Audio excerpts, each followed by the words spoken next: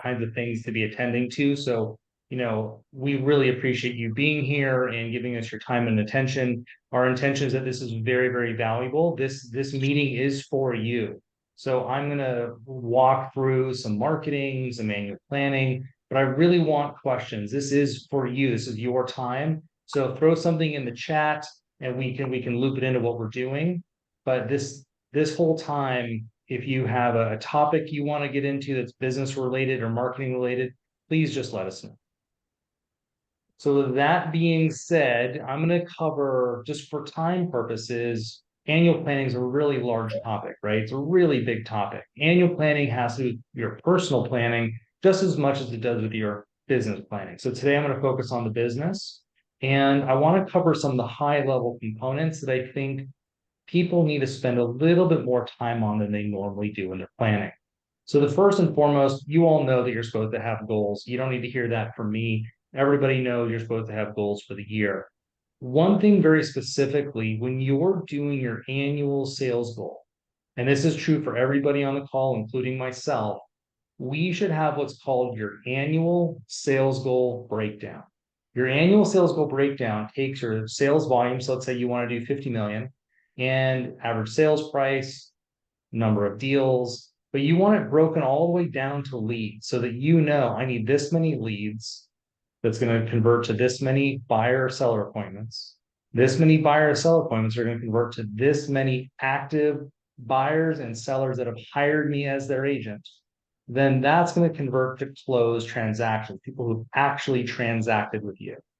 You need to see that total waterfall or cascade of numbers. So a lot of people are like, well, why? What's the purpose of this? The purpose is one thing primarily, which is leads. If you know accurately how many MQLs, market qualified leads, you're supposed to procure every single month and every single quarter, that's the bottom of your funnel. If you hit your leads, everything else should cascade naturally and you should have your sales volume. So that's really the tip of the iceberg. If you can nail your leads, hopefully everything else is a foregone conclusion. So in a lot of planning that I see from agents, they set a nice number that excites them, but they don't know the economics. What do I actually have to produce to make that sexy number actually realized? Does that make sense, everyone? Anyone have any questions or comments or anything you want to talk through on the sales goal breakdowns? This is the cornerstone of your planning. This affects everything else we do. So just put something in the chat or holler at us, raise your hand if you have questions. Heather, anything to add? I mean, I would just say if you can quickly, like how does one like walk through this process? Just to give us a little frame of reference. Absolutely. So you would reverse engineer it. So what you would do is you start at your sales volume. So let's say for tickles and giggles, we're going to do 50 million. From 50 million, the next thing you want to understand is what is your average commission? So let's say it's 2.5%. That's going to calculate, that's going to give you your GCI. You're also going to want to figure out in there, what is your average purchase price? So let's say it's $1 million. That tells you how many units you have to sell, right? So just there, 50 million bucks, my average unit price is $1 million. That means I need to do X amount of units based on that, sale price. My average commission, say 2.5%, which is going to give me this much gross commissions. So that's the easy part. I think most agents do that. The next chunk of the formula is where I do not see people spend the time. And if you don't know your conversion rates, just educatedly guess. And I can give you what those metrics are right now. So you're going to do this from the bottom up, meaning leads. If I gave you 10 leads, how many of those leads would move forward and do a buyer or seller presentation? So probably if you're working by referral, let's say 80%, 85%, right? So there we go. So now we did our listing presentation, our buyer presentation. So same concept. I give you 10 listing presentations or 10 buyer presentations. How many of those are going to say like, yes, Heather, I'm going to hire you as my agent. I'm going to sign the contract and you're my agent. So out of that, let's say same, about 80% or so for working by referral will probably convert and hire you as their agent. This next formula is where we're all running into problems in the industry because of our market. So we have 10 listings, or we have 10 buyers. How many of them are actually going to transact? Right now, from what I'm seeing in my markets, probably 75% are going to transact. So that waterfall of conversions is really important you understand. So that way you can say, listen, I need to do this much sales volume. I need to do this many transactions. And then you can back into it. If I need to do a certain amount of transactions based on the conversion rates, you'll figure out, boop, boop, boop, boop, boop, I need this many leads per month, per quarter, per year. Does that make sense? So now let's Yes. move into the next chunk of this conversation. So there we are. And let's just say for the sake of today's conversation, we need 13 leads a month. Okay. If we have 13 leads, we should be hitting our monthly and quarterly sales goals. So the next system that I see missing in a lot of planning that I'm watching agents do these days is something called a lead source breakdown. What's a lead source breakdown? It's a really simple system, powerful, but simple. Just two things. It says, where do we want our leads to come from? So if we need 13 leads, where do you all want those leads to come from? They're not just going to poof out of the sky, right? You're a business owner. You have to plan where. Do I want these to come from my A's, my B's, my business to business relationships, from networking, Zillow leads? Where are these leads coming from? The second part is how many leads from each source. I want 2 from my business to business relationships. I want 6 to come from my sphere, my A's and my B's. I want 1 to come from networking. I want 1 to come from online, 1 to come from social media. You have to start to configure how many leads from what sources. This should be an obvious question, but why do we need to know this, guys? Someone tell me, why do we need to know this information? Anyone? I mean, I think Where to it's target important. our efforts. Yeah, where you're gonna put your energy and your effort. And I think also like the quality of the lead, right? Because if it comes from Yeah. Zillow, I'm gonna have to chase them a little bit. So I would way rather get them from my A's, past clients. Yep. And Randy agent to Randy agent put, business. and Randy put for clarity, that is correct as well. Yeah. We as business owners, we are the generator, we are the source of everything. We're the one that's causing, creating our business.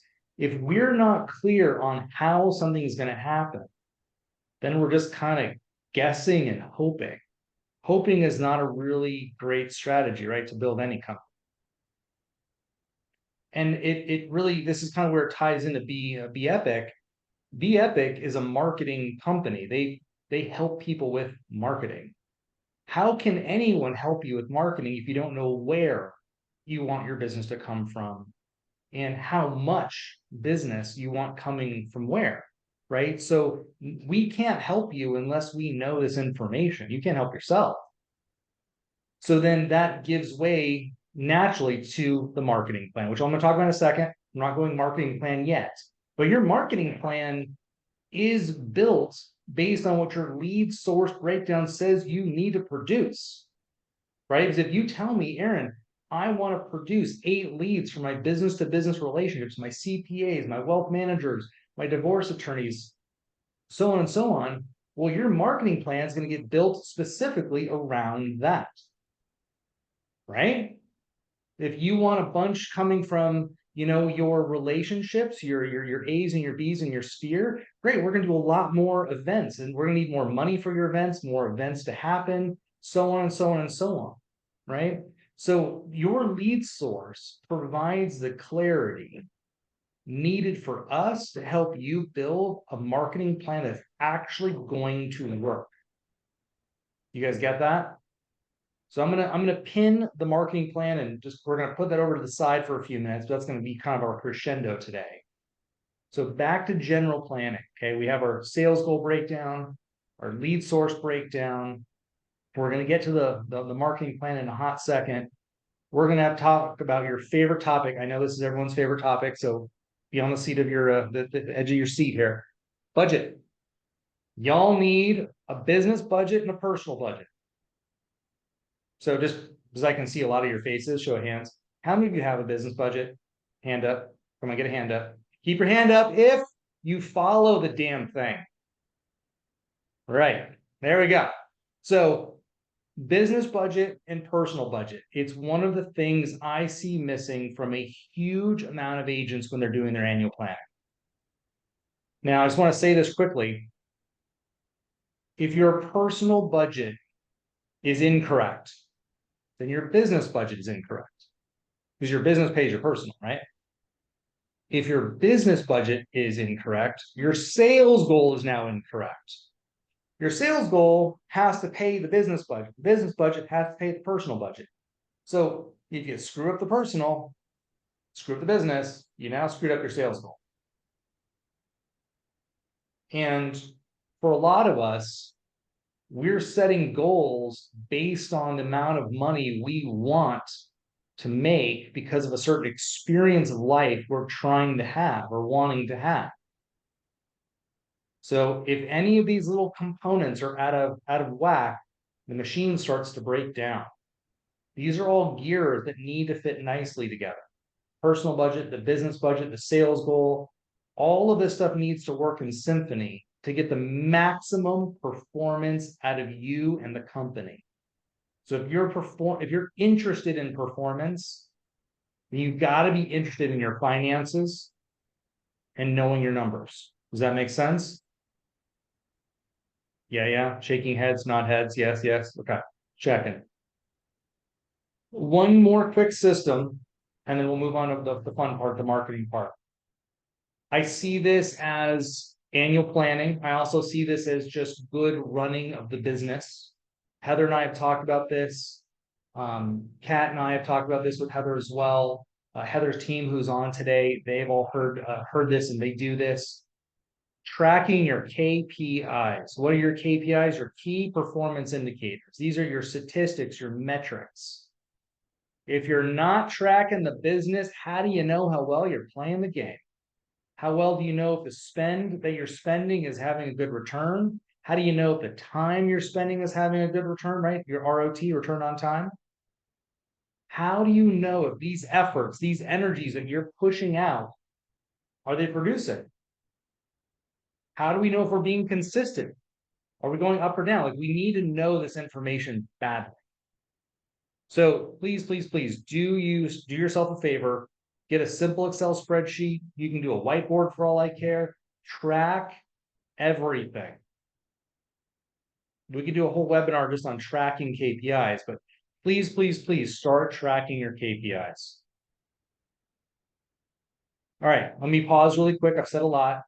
Any thoughts, questions, anything you guys want to discuss here? Again, this is for you. Please, if you have questions, you have topics, bring it in.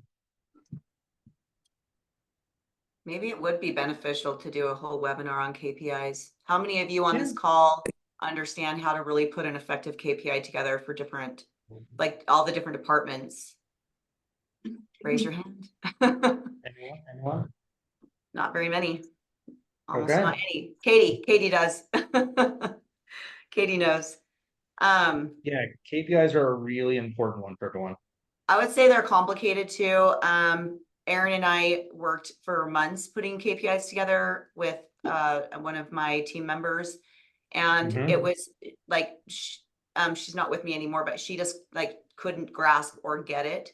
So I don't, if you all think that would be beneficial, then drop in the chat that you think that would be, and we'll bring Aaron back to do that, because I actually think it would be awesome to do one on KPIs. And I think too, for Be Epic, I think it'd be awesome for you guys to put together, like, I think you and Kat could easily put together a KPI dashboard that's specific for marketing for your listeners. I think it'd be super powerful for them. Yeah, I think a lot of people have questions on how, especially when they work by referral, how does the marketing translate into data that they can measure and track? Because it's kind of it's a complicated question of trying to figure out like which touch point is the touch point that actually led to a sale, and sort of how does it all work together? I think that's a question that I get a lot. Yeah, and it's not, I think we can discuss that for a hot second here too. It's not always possible, and it doesn't need to be possible to track, I took this action and it caused this sale of a house, right? It's what volume of action am I taking that's keeping me in relationship to my A's and my B's? What am I doing that's keeping me in relationship to my business alliances, my CPAs, my business contacts, right? That's the stuff we really need to understand and track. So I think that's a good place just to start there. Does that make sense?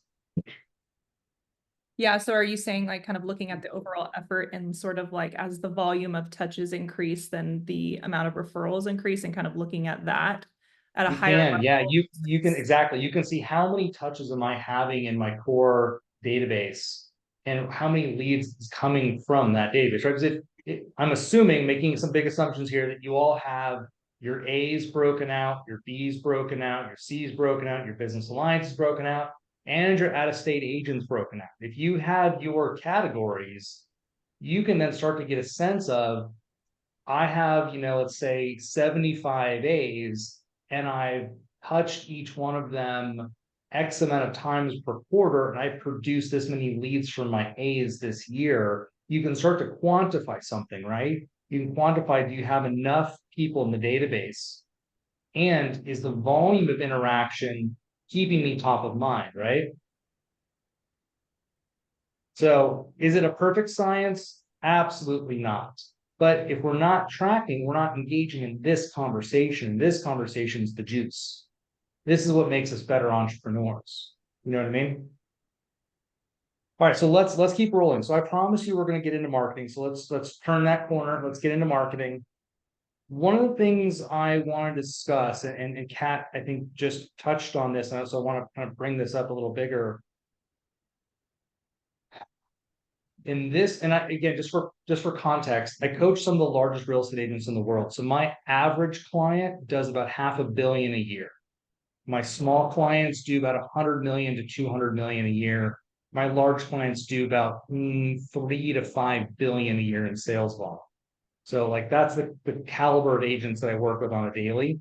And one of the things I'm noticing across all my clients, small, medium, large, most of you do not have enough people in your database.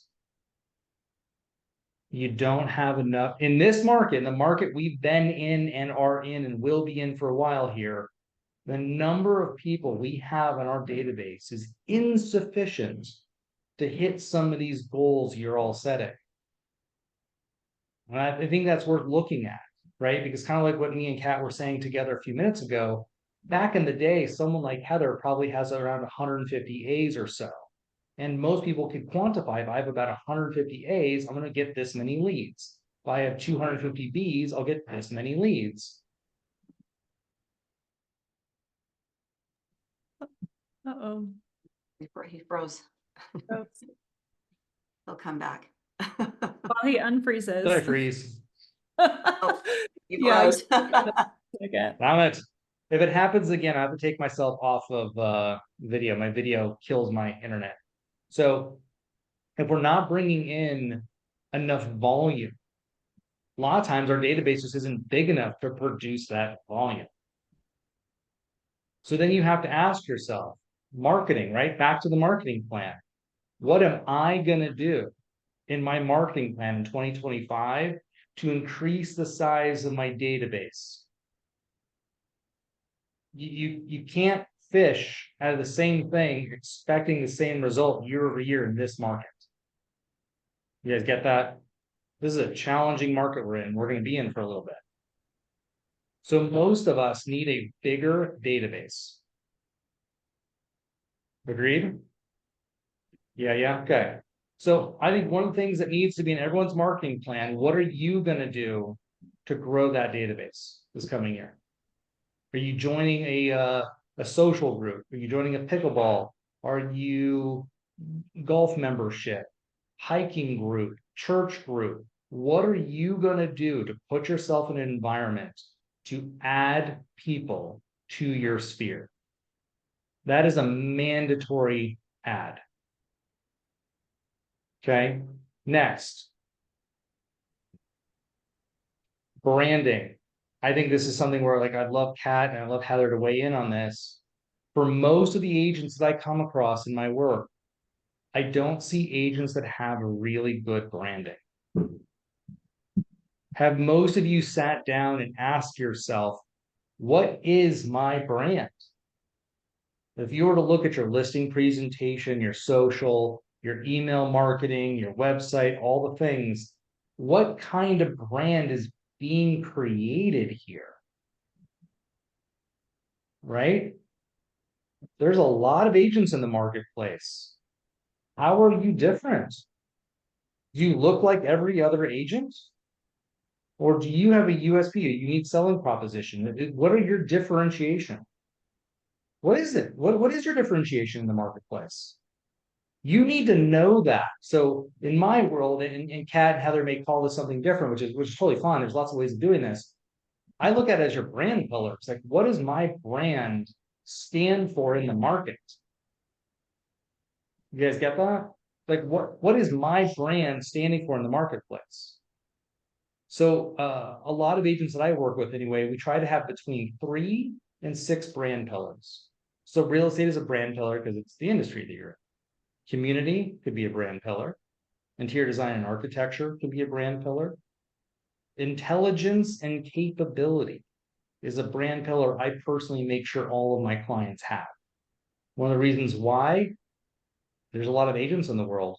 Most people select the smartest, most capable agent that they know. So Heather's done all of my transactions. I think we've done 4 transactions in the last like 16 months. So, you know, yeah, she's family, right? I mean, shit, I better get an award next year. You know, it's not just you know, Heather's, you know, family and friend. She's also the smartest, most capable agent I know in Utah. I work with the best. I select people that are very good at their craft. People like me are looking for people like you. And so your branding has to convey to me, the user, the customer, why should I select you over the 300,000 other agents in your market I could select? And I think that takes real skill. And so, Kat, I don't know what you guys have been doing on webinars. I haven't been paying a ton of attention, but if you haven't done a branding webinar, I think Kat, Heather, doing a branding webinar with everybody would be spectacular. I don't see a lot of agents that have great articulated branding that's coming through in all of their marketing. Yeah, we did actually do one not too long ago. So if you are a member, you can go watch the replay. We did it with Abby Chaplin. Oh, goody. But I agree with you. I think that working on branding is an emotional and it's a significant emotional and financial investment for a lot of people. And so they just don't do it. I think it's hard for people to articulate their own, like you said, unique selling proposition. It's hard for them to get in that headspace and sort of articulate what makes them different in the market. And sometimes it can feel like uncomfortable because you're basically looking at yourself and trying to figure out, well, what does make me great? And how do I create that, a brand around that? And how do I communicate that? And so I think that can be a really challenging but rewarding process. And it does require you sitting down and kind of doing some soul searching on your business and who you are and how you show up. And then also making a financial commitment to work with someone who is going to put together a really quality brand package for you that's going to resonate through all your marketing. And I think that right there is worth its weight in gold. It's not an inexpensive thing. If you have a good brand and you want to make it better, or you need to rebrand, it's a lot less expensive than starting from scratch. But I would say I think one of the things we see a lot is just how inconsistent agents are with their branding and their message. Mm-hmm. And I think inconsistency just says that you're not going to be consistent in anything that you're doing. So it's definitely worth the investment. Again, it's not inexpensive. And like Aaron's talking budgeting, right? So maybe it's something where you put a budget in for 2025 and you put away a little bit of money each month to be able to go ahead and do that. But Abby Chaplin, Greg Chaplin's daughter, is phenomenal. I highly recommend her for branding. She did our rebrand and did a great job and has worked with a lot of people that I know. So if you do need someone, reach out and I'll give you her information. And then Awesome. Anne Marie asked what. Yeah, I was gonna ask. Yeah, I was gonna see. I saw a question. So Anne Marie, your brand pillars need to be authentic to you. Okay, so just always remember that we want brand pillars that are authentic to you. I'll rattle off from start to finish some of the ones that I think are very user friendly for everybody on this call. So real estate's going to be your first one because that's your industry, right? I think community is a really appropriate brand pillar for all agents. You're supposed to know what's going on in the community. That's kind of your job, right? So I think community is a good one. A sub, I'm going to call this two and a half, right under community, is charity and nonprofit work. I think in this day and age, you got to be contributing, you got to be making a difference. And I think it's not community direct, but it is a sub of community. Another one that I would say is going to be lifestyle. For many of you, you are selling a lifestyle. You know, people, whether that lifestyle is, you know, kid related for schools and parks and things for their kids, whether that is, you know, someone like me and my fiance, where it's more like restaurants and bars and nightlife, dog parks, coffee shops, you're selling a lifestyle. So lifestyle has to be one of your brand pillars, in my opinion. And talking about your knowledge of that helps you look educated, helps you look like you know your craft.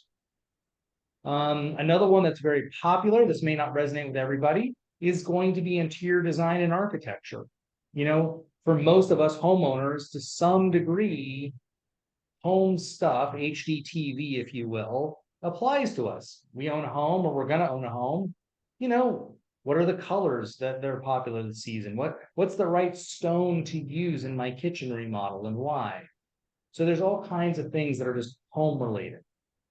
So those are just a couple splatterings of ones that I've seen that I think are user friendly. I think it applies to most people, but spend time for yourself coming up with what you think that's, again, authentic to you. Like we, Heather and I have a mutual friend, agent, very successful gentleman, and his name is Ivan Estrada from Beverly Hills.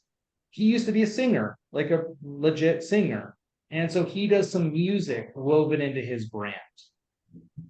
It's authentic to him. Tim Durkovic, which is another mutual friend of Heather and I's, his husband is a world-renowned interior designer, and they're always building homes. So they're always doing, as one of their brand pillars, always talking about remodels and interior design and architecture. It's authentic to them. You know, someone like Heather, right? I obviously know Heather well. Heather could have as one of her brand pillars investment properties and second homes and wealth creation through real estate, because Heather owns a lot of rental property. She's extremely knowledgeable in that domain. And a lot of agents, quite frankly, don't ever talk about investment properties and how to build wealth through real estate. So it's a huge topic. A lot of agents just don't talk about it. So I think this is a discovery process, like Kat said, that all of you need to go on this year during your annual planning to see what needs to be spruced up for 2025 with your brand. Okay. All right, let's move on. So as you can see, we can spend an hour just talking about branding. So the other thing I want to kind of get into, to kind of go back to, like, what are some of the best trends for 2025? Like what's some of the marketing that you all can do in 2025 in this marketplace to really set yourself apart? So we talked branding already. I think another one's going to be relationships. I was talking to some clients about it this week, and the agents that I'm seeing that are really successful, having great years, they're going deeper with their database. For years now, you can get away with just email marketing and a little bit of social media, and you know that kept you connected. Nowadays, you gotta really go deep. You gotta go back to your roots. How did you all become good agents? Because you spent time with people. You gotta call your clients every quarter. You need to be doing events. Get people together, get eyeball to eyeball. Don't hide behind the email and the social. Get with your people. That's the foundation. That's where people are going to use you over someone else. There's not a lot of deals happening right now. So they're going to pick somebody. They're going to pick the person they think is the best, they like the most. So now's the time to go deeper with your database, in my opinion. I think another one is going to be videos. Videos is going to be huge. How many of you do video? And I don't mean social media, above and beyond social. How many of you are doing videos? Show hands. I want to see some hands. Not a lot of hands. A few hands. Come on, guys. We got to. This is the place. This is the world we live in now, right? Whether we like it or not, this is the world we live in. So I want to see videos and emails. I want to see your YouTube strategy. I want to see videos on your website. We are in the world, and we will be in this world where people are visual. They want to watch you. They want to get a sense of you, which is good. This is your ability to articulate your brand pillars in video, articulate your USP. Why are you better, faster, stronger than these other agents? Video is a phenomenal opportunity to convey that information in a very quick amount of time, in a very pointed way. So if you haven't adopted that strategy, Kat and Heather are going to do a workshop on this for you, because damn, that's an important one.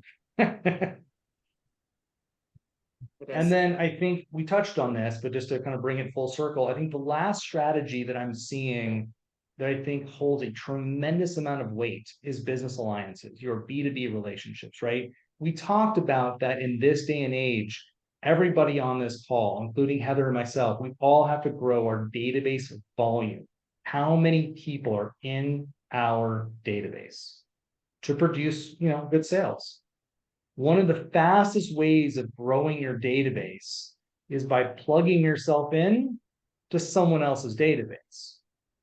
None of us can double or triple a database in a year. It's just not feasible. But by proxy, you can. So if you get connected to a financial advisor or a wealth manager who has a successful business, and you guys set up a great relationship and you're their go-to referral source, you just plug yourself into a huge database. Then you get a CPA over here, a divorce attorney, a divorce mediator, family law attorney, interior designer, an architect.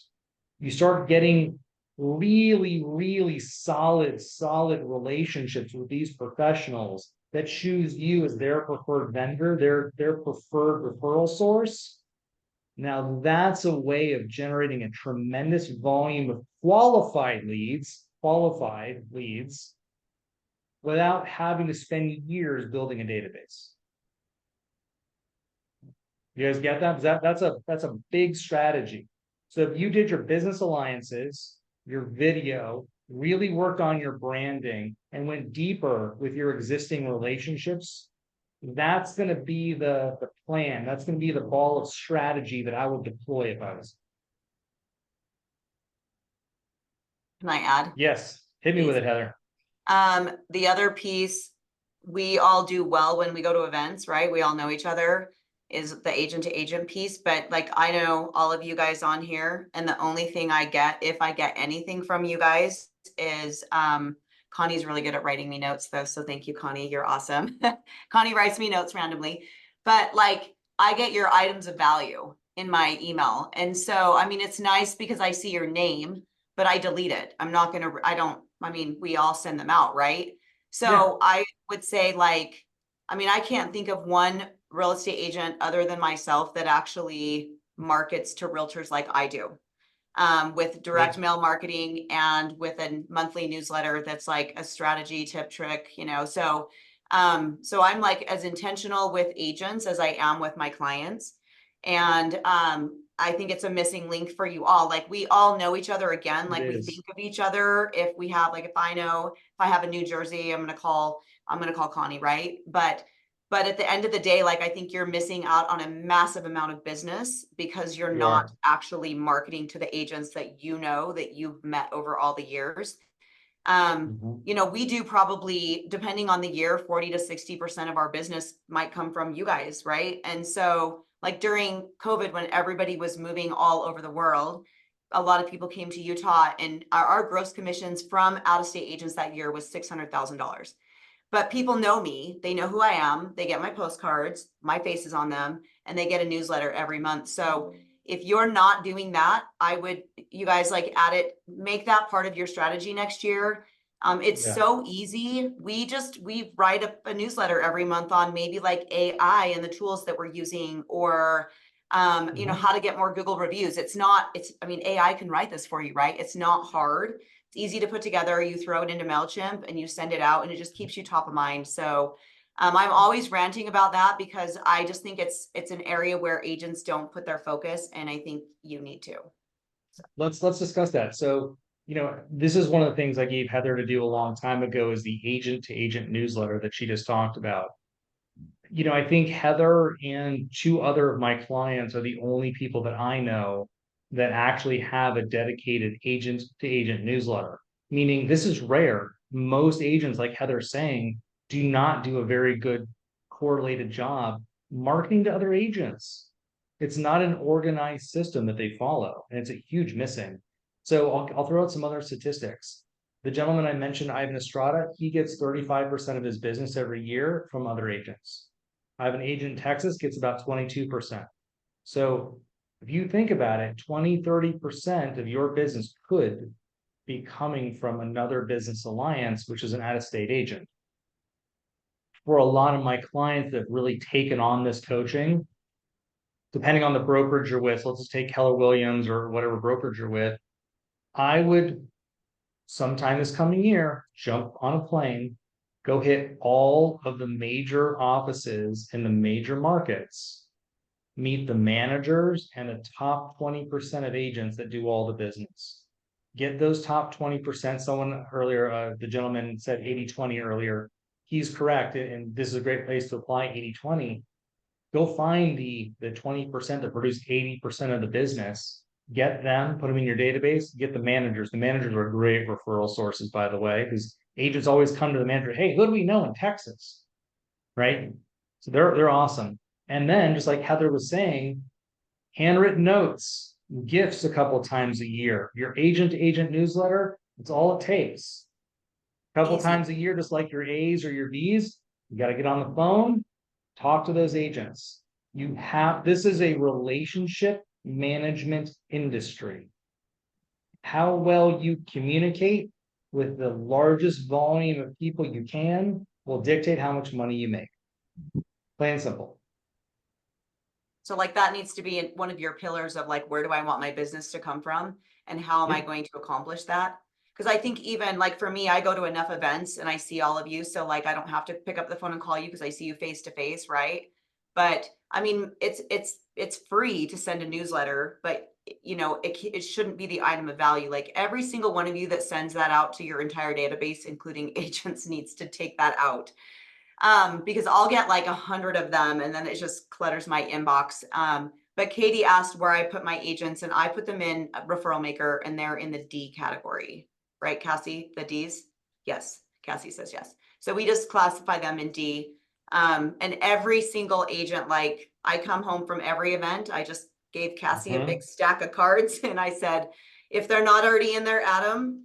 And I mean, we do social media around it. Like if you want to be on our newsletter list, I have a whole bunch of Facebook messages right now where I got to talk to Brooke so we can go add those into our database. But there's all kinds of ways that you can grow that. But it's been such a huge pillar of my business that, I mean, during COVID, when people here locally were not moving because they were scared to sell their houses, I don't know what we would have done, because we were not getting business from our clients that year.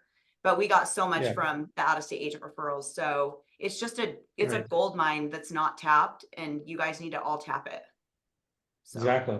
You start looking at it, right? You have your out-of-state agents as a source. You have your business alliances, your CPAs and wealth managers as a source. Your A's, your B's, networking. The more of these little sources that you start to tack onto your business, each one of those is a few more percentage points of revenue each time. That's what builds a really well-rounded business and a very stable business. So yeah. All right, well, I'd love to turn it over to you all. What do you guys want to hear about? What do you guys care about when it comes to your planning? Is there any challenges you're running into? Any concerns, any topics you guys want to get into? Do you have a crystal ball? What's next year going to be like? mean, interest rate just went up again, damn it. So I know. I think it is, oh, wow. and I think it's interesting that we had you, I think around this time last year, we had you on a webinar, kind of talking about a similar topic. And I remember you sort of saying that like the market's going to shift, you guys need to build your database, you need to, it's going to take more people to do the same number of deals that you've done over the past couple of years. So I'm really curious if anybody on this call was here last year, if they took that advice to heart and really did work on expanding their connections, because I know that was something that you had sort of predicted and warned everyone about. And I know for all my clients that definitely came to fruition, and the ones that were successful and had good years really did, or a good year really did go out and try to grow their database, because it is taking more people to do the same number of deals. Yes. I mean, we're always adding. It's Brian said it years ago and I've listened to it ever since, but I do think a lot of agents, I mean, I met with a guy who's highly successful. He's in my market. He actually brought Buffini and 100 Days to Greatness and Pathways into his own office. And I said, well, how many people are in your database? Because he's like, I just don't get very many referrals. And I mostly get my leads from Zillow. And he's like, well, I have like 100 people. And I'm like, you've been in the business 9 years, and he does a really big business. So I'm like, you bring Buffini into your office and you don't even do it yourself. Like, I don't, but I think it's common. I think that it's common for agents to piece out, you know, oh, I'm going to do this part of it, but maybe not this part of it. It's got to be the whole system, right? Like, and I think doing the whole system and making sure, like, loop back around and do 100 Days to Greatness and just get back on track with that. But Rob, you had a question. I'm probably going to answer. Thanks for having us, Heather. Thanks, Aaron. Appreciate all the information. And I'm probably going to answer the question without you saying anything. So there's a lot of good information here. And I would say I do a lot of this, but I probably do it pretty shitty. So if there was one, like if there was is there a chronological thing that you would do here to get all this in order? Or what's the most important thing that you think you would encourage somebody to do out of all these things, the pillars, the video, obviously it's all of it, brother. It's all of it. This is, I mean, if you guys want, I'm happy to send it to Heather and she can circulate, but I mean, I have an annual planning checklist that's insanely thorough. It's, I don't know, it's probably 12 pages. It's somewhere else. I just had it on my desk earlier. It's like 12 pages, but this is the simplistic version. You have to have your sales goal broken down so you know your numbers. Like, you have to have that. And you really have to know where your leads are going to be coming from. You got to have a marketing plan, like a real, honest to God marketing plan that you can touch. You got to have a basic budget. You have to have those things, right? You just do. There's no other way around it. So then I guess what I'm hearing is you got to sit, you got to take some time, whether it's a day or 2 or 3, whatever, and really plan this stuff out. Yeah. Listen, this is the single most important thing you will do for your business every year. Annual planning is sacred. You can ask Heather, we've done it together many times. It's a full day in a boardroom with a lot of caffeine, man. And that concentrated couple hours sets up the trajectory for the next 12 months. I mean, this little thing that you do unfolds over the whole year. So to me, annual planning out of the whole entire year is the most important, hands down. I know people that will, because they want to keep their status on Delta or whatever, they'll go book a long flight. They'll go fly for like 4 hours somewhere and back because they're stuck on a plane and they're doing their annual planning, right? One year, because I used to live in San Diego, I took the coaster in business class up to LA and back, which is like 6 hours. Did all my business plans. I was stuck in a train, I remember Heather came to San Diego one year and got a hotel room overlooking the ocean, and she was up there all day. She got food, coffee, and banging out the annual planning. So this is like a sacred thing that you put in your calendar and you reoccur every year. That you spend the money, you spend the time, get it done. Well, and maybe you can, I don't know if this is a yes or a no, but I mean, I will be calling you myself to have you do a few hours with my team over Zoom. Do you do that for other businesses if they don't coach with you? So if anybody wanted to reach out to Aaron and hire him to walk you through this process, I highly, highly recommend it. Obviously, like we just went through stuff in a 45-minute time frame. Aaron would take a very, very deep dive and help you guys, break those numbers down and break this all out. So we will send you out Aaron's information, and we will send out the annual planning checklist so that you guys can follow that yourself if you want to, or hire Aaron. It's well worth the money. I just threw my email in the chat. If you guys are, just feel free. And if you guys want the annual planning checklist too, you can email me. I'll send it to you, or email Heather. Either one, we'll get it over to you. But Heather also said something. Yeah, I just want to back up to what Heather said before I went on my little rant there. This planning that you're doing, knowing your numbers, organizing your database. I see so many agents that their database is a big mess of people. It's not A's, B's, C's, business alliances, right? Agents.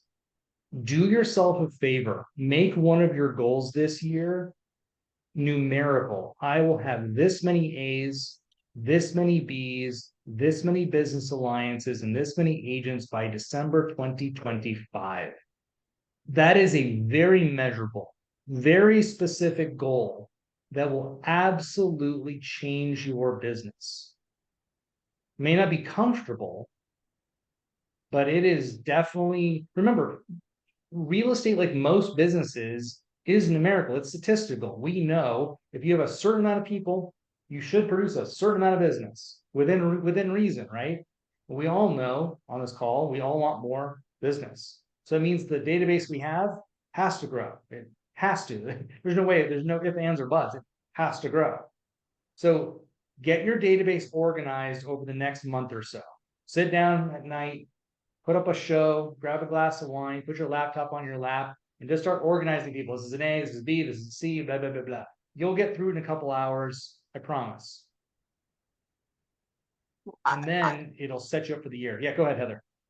No, hey, Anne Marie, I don't know if we have a number for this. I probably could find it on Zoom, but we'll send you the recording so you can listen to the rest.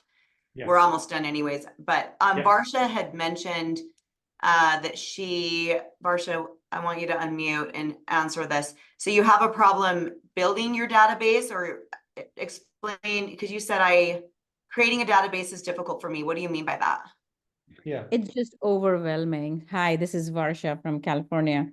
Hi. It's just so overwhelming when you're looking at that database, trying to put them in A, B, and C's. I've tried it multiple times, and I find myself at a point, I just give up after a certain point. So I don't know what it is. Is it just me that I can't put myself through it, or is there a different way of doing it, which is easier? And I can give you an easier way. It will have an impact on results. The only other way to do a simplistic database is, do you know this person or do you not know this person? Okay. Because most marketing is bifurcated between, if I know them, I'll spend time and money. If I don't know them, they're only getting email marketing, right? You're not going to hard mail someone you don't know. So the only realistic, simplistic way I can tell you to do this that will have any results is just separate, you know them or you don't. And other than that, you just have to push through your discomfort. You can try hiring an assistant to help you. So your assistant reads off the name and you can say, I know them or I don't. That's a great way to get through the whole list and at least get some semblance of organization. Then over time, you can go back and start to organize the people you know based on A or B. Thank you. That's the best I can tell you to do. I do follow Buffini, and I mostly do my business with referral only. And so I have a small database that but I have not added to it. I should say it's my fault. I'm just lazy adding people to my database. So maybe that's where it is. I should hire an assistant and help so that we can get through that. Thank you. Thank you, Aaron. Yeah, Barsha, of course. Every person to your database. Like, that's the one thing that we absolutely positively add, every single person. And like, I'm relentless with, like, I don't care. I've had somebody ask one time, like, how do I know if I should add them? And I'm like, if I get your name, your phone number, and your email address, you're going to my database. I don't care if you want to be in there or not. You can unsubscribe if you don't want my stuff. And there have been people that have emailed me and said, I don't want your stuff. And I'm like, great, well, we'll delete you. And that's Okay. fine. We do that. But Amen. like, every That's single right. person should be added to your database. And it's worth taking the time because you're probably losing a lot of business because you're not doing that. I agree. Yeah. Thank you. I do want to, Diana asked a question about how to start again. I want to answer that and Erin, you can answer that too, maybe Kat. But I go to Darren Hardy Business Masterclass, and he brought up, he shows us like a similar example of somebody who's just like had a baby, lost touch with their database. And I mean, I can't remember what their business was. It wasn't real estate, but they wrote like an I miss you letter. And that was the topic of it, was I miss you. And it was just like, hello, Diana, it's been a long time. This is what's been going on in my life. I hope you're doing well. I would love to reconnect with you. And then the letter goes on and on, like ChatGPT could write that for you. But the lady, I think if I remember right, I think she taught yoga or something, and she had dropped out for like a year or two. And she had all these people that responded like, it's so great to hear from you. And people were just excited to hear. So like, I mean, I wouldn't make it into something, people understand that life happens, just say life happened. And now you want to reconnect and you're back into the business. And I think that would be the most effective way, I believe, to do that. And you'll probably engage in really great conversations because of it, doing it that way. Thank you. Yeah, I just had I had a client who had some health challenges, and they were sort of out of the game for a year, did nothing, no marketing, no outreach. And we just did a similar thing last year in December, kind of an I'm back video to his database in an email. And we got a huge response from it. And then it was like, from that point forward, then you need to have a follow-up plan so that you continue the conversation and you're consistent after that initial message. But I think, just being vulnerable, sharing what's going on in your life, as much as you feel comfortable doing that. And then just initiating that conversation, and then just making sure it's not like a hi and then they don't hear from you for 3 more months. Like, you have to add from that point forward, it needs to be consistent every single month. Okay. Thank you. We also got a question, is there a percentage of income you dedicate to marketing? So I don't know if you have a recommendation for that. I don't, no. Me neither. Never believe in that strategy. I think, obviously if finances are tight, then direct mail might not be the thing, but there's so many other platforms that are free that you can use for the marketing piece. Like, we do a lot of mailings. And so our mailing, I think, is anywhere from $2,000 to $2,500 a month just to mail the postcards we do. But like, I think they're very beneficial for, at least I get an ROI from them. But I don't think there's a set number. I think it's just what you can do. And it's just that you do it. So that would be my answer to that. And then I did see a question about the size of a database.